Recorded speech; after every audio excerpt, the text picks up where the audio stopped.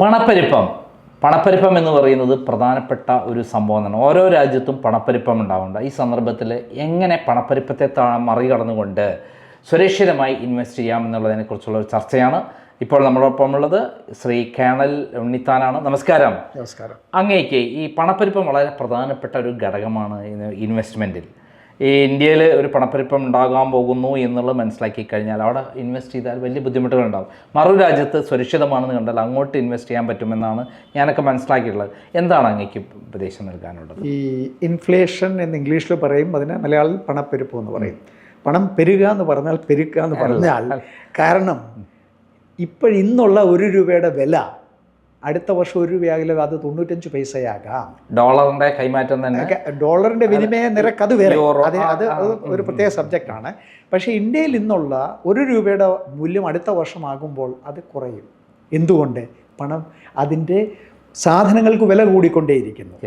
Right? പെട്രോളിന് വില കൂട്ടി. പെട്രോളിന് വില കൂടുമ്പോൾ അതിൻ്റെ ഒരു കാസ്കേഡിങ് ഇഫക്റ്റ് എന്ന് പറയും. എങ്ങനെ? പല മേഖലകളിലും ഉണ്ടാകും. ബസ് ഫെയർ ഇൻക്രീസ് ചെയ്യാൻ ആൾക്കാർ സ്ട്രൈക്കിന്, ഓട്ടോ ഫെയർ ഇൻക്രീസ് ചെയ്യാൻ പറയും, ടാക്സി ഫെയർ ഇൻക്രീസ് ചെയ്യാൻ പറയും.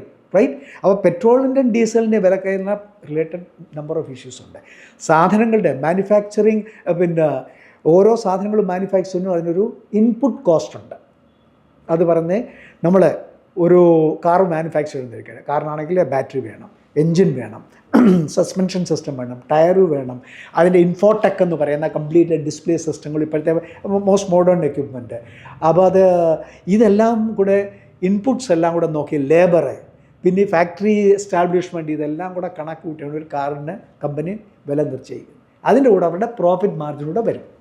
വന്നു കഴിഞ്ഞ ശേഷം അവരാണ് ഒരു കോസ്റ്റ്, മാരുതി അല്ലാതെ നെക്സ അല്ലാതെ മഹീന്ദ്രയുടെ പുതിയ വണ്ടി വന്നു, അല്ലെങ്കിൽ പിന്നെ ഹുണ്ടായുടെ വന്നു, റൈറ്റ്? ഹൈബ്രിഡ് മോഡലാണോ അതോ EV ആണോ, ഏത് വേണമെന്ന് വെച്ചാൽ അതിനൊരു കോസ്റ്റ് ഇടും. പിന്നെ ഗവൺമെൻറ് ടാക്സ് അത് ചോദിക്കും, അതും വരും. ഇതെല്ലാം നമ്മളാണ് കൊടുക്കേണ്ടത്. പിന്നെ ഡൽഹിയിൽ ഉണ്ടാക്കുന്ന മാരുതി ഫാക്ടറി ഡൽഹിയിൽ മനസറിലാണ്. അവിടുന്ന് കേരളത്തിൽ എത്തുന്നതാണെങ്കിൽ ലോജിസ്റ്റിക്കൽ ട്രാൻസ്പോർട്ടേഷൻ കോസ്റ്റ് ഉണ്ട്. അതും ഈ വാങ്ങിക്കുന്ന ആൾക്കാരുടെ നിന്ന് വാങ്ങിക്കും. റൈറ്റ്? അപ്പോൾ അതുകൊണ്ട് ഈ ഇൻഫ്ലേഷൻ, പണപ്പെരുപ്പം ഒരു പരിധി വരെ നല്ലതാണെന്നാണ് പറയുന്നത്.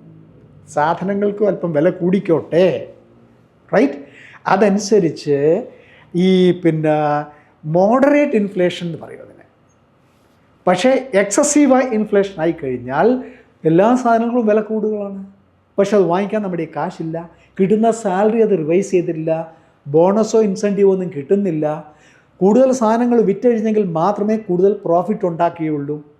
റൈറ്റ്? ഈ കമ്പനികളുടെയൊക്കെ നമ്മൾ ഈ ബാലൻസ് ഷീറ്റും ക്വാർട്ടർലി ഓഡിറ്റ് റിപ്പോർട്ടൊക്കെ നമ്മൾ വായിച്ചാൽ അറിയാൻ പറ്റും. കഴിഞ്ഞ വർഷം ഇതേ ക്വാർട്ടറിൽ വിറ്റ വണ്ടികളുടെ കണക്ക്, 1,00,000 വണ്ടി മാരുതി വിറ്റു എന്നിരിക്കട്ടെ. പക്ഷേ ഈ ക്വാർട്ടറിലാണെങ്കിൽ, ഈ വർഷത്തെ ഈ ക്വാർട്ടറിലാണെങ്കിൽ വിറ്റ വണ്ടി 90,000 10,000 വണ്ടി കുറയുന്നുണ്ടെങ്കിൽ പ്രോഫിറ്റ് മാർജിൻ കുറയും. റൈറ്റ്?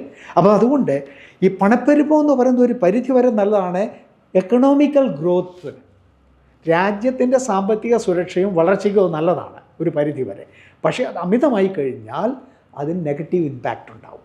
നമ്മുടെ പലർക്കും അത് അഫോർഡ് ചെയ്യാൻ പറ്റാതെ വരും. ഇപ്പോൾ LPG ഗ്യാസിൻ്റെ വില കൂട്ടി എന്ന് പറയുക, അല്ലെങ്കിൽ കൊമേഴ്ഷ്യൽ ഗ്യാസിൻ്റെ, അതിപ്പം കഴിഞ്ഞ ഇലക്ഷൻ മുമ്പായിട്ടാണെങ്കിൽ 400 800 അങ്ങോട്ട് ഇപ്പോൾ ഉള്ളതെന്ന് തോന്നുന്നു.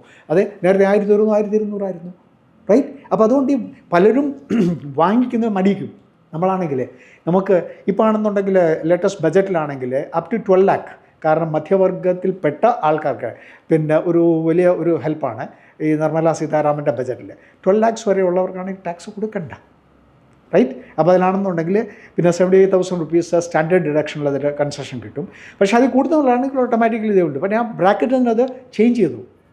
റൈറ്റ്? അപ്പോൾ 30% ബ്രാക്കറ്റിൽ നേരെ ഉണ്ടാകുന്ന ഒരുപാട് ബെനിഫിറ്റ്സ് കിട്ടുന്നുണ്ട്. അപ്പോൾ അങ്ങനെ വി ഗോട്ട് അഡീഷണൽ സർപ്ലസ് മണി. ഈ സർപ്ലസ് പൈസ കൊണ്ട് നമുക്ക് കൂടുതൽ വാങ്ങിക്കും, കൂടുതൽ ഐറ്റംസ് മാനുഫാക്ചർ ചെയ്യണം. കൂടുതൽ മാനുഫാക്ചർ ചെയ്യുമ്പോൾ അത് കൂടുതലും വിൽക്കുന്നു. അപ്പോൾ അങ്ങനെ ആ ഇൻഫ്ലേഷൻ അതൊരു പരിധി വരെ സഹായിക്കുന്നുണ്ട്. പക്ഷേ പഴയ ഗവൺമെൻറ് പണ്ടത്തൊക്കെ ആണെങ്കിൽ 11% 12% ഇൻഫ്ലേഷൻ ഉണ്ട്. പക്ഷേ നമുക്ക് ബാങ്കിൽ കാശ് ഇട്ടാലോ, അതുപോലെ തന്നെ NCDസിൻ്റെയോ അല്ലെങ്കിൽ മൈക്രോ ഫൈനാൻസ് കമ്പനികളോ ഒന്നും ആ രീതി നമുക്ക് പലിശ തരില്ല.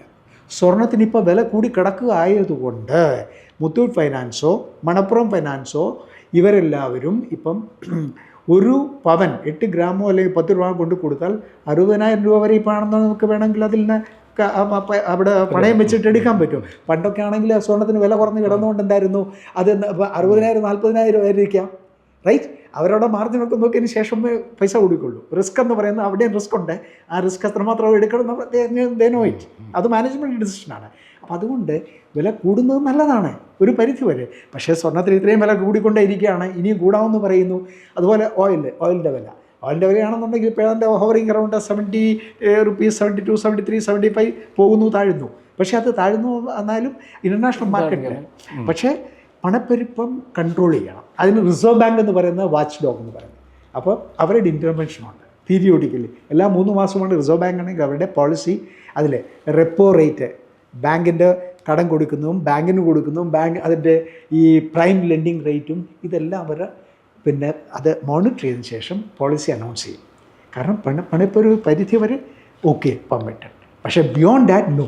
ഇപ്പോൾ ആണെന്നുണ്ടെങ്കിൽ compared to last year I thinks about 3.6 something ആണെന്ന് ഇപ്പോഴത്തെ പണപ്പെരുപ്പത്തിൻ്റെ ഇത്. It's very well under. ഗവൺമെൻറ്റിൻ്റെ പോളിസി അനുസരിച്ച് 5% താഴെ നിൽക്കണമെന്നാണ്. കഴിഞ്ഞ വർഷം ഇത് 4.16 അങ്ങോട്ടായിരുന്നു തോന്നുന്നു. I'm not very sure. അപ്പോൾ അതുകൊണ്ട് ഈ പണപ്പെരുപ്പത്തെ കൺട്രോൾ ചെയ്താൽ പക്ഷേ സാധാരണക്കാരൻ നട്ടിലൊടിയില്ല. എങ്ങനെ?